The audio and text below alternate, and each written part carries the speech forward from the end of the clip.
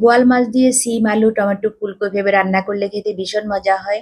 আসসালামু আলাইকুম এভরিওয়ান, আপনারা কেমন আছেন? আমি আলহামদুলিল্লাহ ভালো আছি।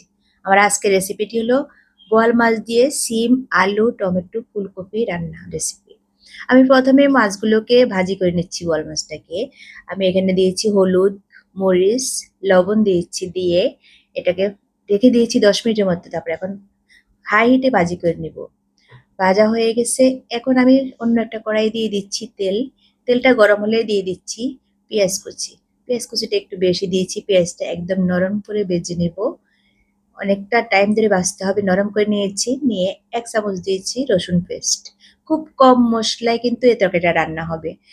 খুব বেশি মসলা দিয়ে সবজি রান্না করলে সেই সবজিটা কিন্তু খেতে ভালো লাগে না। সবজির যে নিজস্ব একটা ঘ্রাণ থাকে সেটা কিন্তু আর থাকে না, মসলার ঘ্রাণে এটা নষ্ট হয়ে যায়।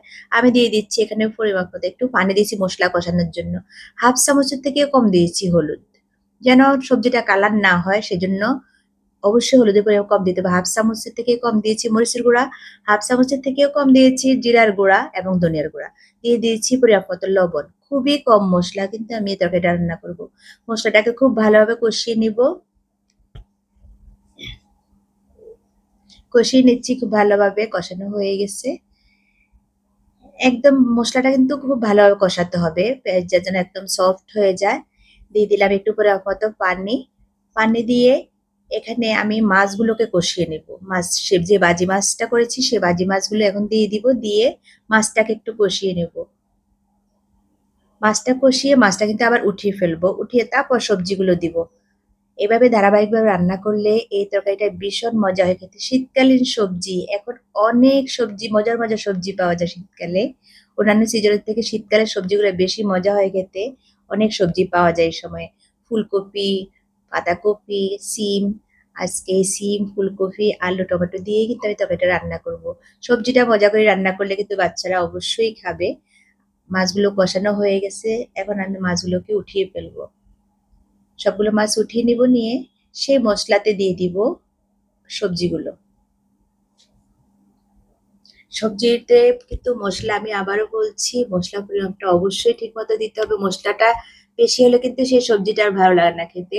সবজির কালার নষ্ট হয়ে যায়। সবজির কালারটা যেন ঠিক থাকে সেভাবে মশলা দিতে হবে। আমি এখন সবজিগুলো দিয়ে দিচ্ছি। এখানে পরিমাপ মতো দিয়েছি আলু, সিম, ফুলকপি দিয়েছি। দিয়ে এখন এটাকে একটু ভালোভাবে কষিয়ে নিব।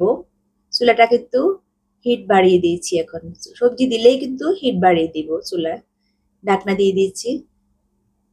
এই তো কষানো হয়ে গেছে। একটু পানি দিয়ে কষাচ্ছি।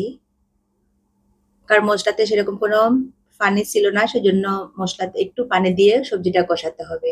কষানো হয়ে গেছে। এখন আমি পরিমাপ মতো পানি জল দিয়ে দিব। এই তরকারিটা কিন্তু ঝোল ঝোল থাকবে। এটা কিন্তু মাখা মাখা বা শুকনো কিন্তু ভালো লাগবে না। অবশ্যই এটাতে ঝোল ঝোল রাখতে হবে। আর ঝোলটা অনেক পাতলা হতে হবে। মশলার পরিমাপটা এই জন্য ঠিক হতে হবে, তাহলে ঝোলটা কিন্তু পাতলা হবে, খেতেও ভালো লাগবে। পরিমাপ মতো পানি দিয়ে দিয়েছি। দিয়ে এখন একটু বলক আসছে, দিয়ে দিব মাছগুলো দিয়ে দিয়েছি। দিয়ে মাছটার সাথে একটু ভালোভাবে মিশিয়ে দিব। দিয়ে টমেটো দিয়ে দিব। তারপর আস্তে আস্তে চুলাটাকে কমিয়ে দিয়ে একটু ঝোলটা একটু কমিয়ে নিব। ঢাকনা দিব না। আর যদি ঢাকনা দিই সেক্ষেত্রে অবশ্যই চুলাটা বাড়িয়ে দিতে হবে। দিয়ে দিচ্ছি টমেটো। দিয়ে দিলাম। দিয়ে এখন ঢাকনা দিয়েছি। দিয়ে চুলাটা হাই হিটে রেখে একটু কমিয়ে নিয়েছি পানিটা। নিয়ে এখন ধনেপাতা দিয়ে দিচ্ছি আর কাঁচামরিচ দিয়ে দিচ্ছি।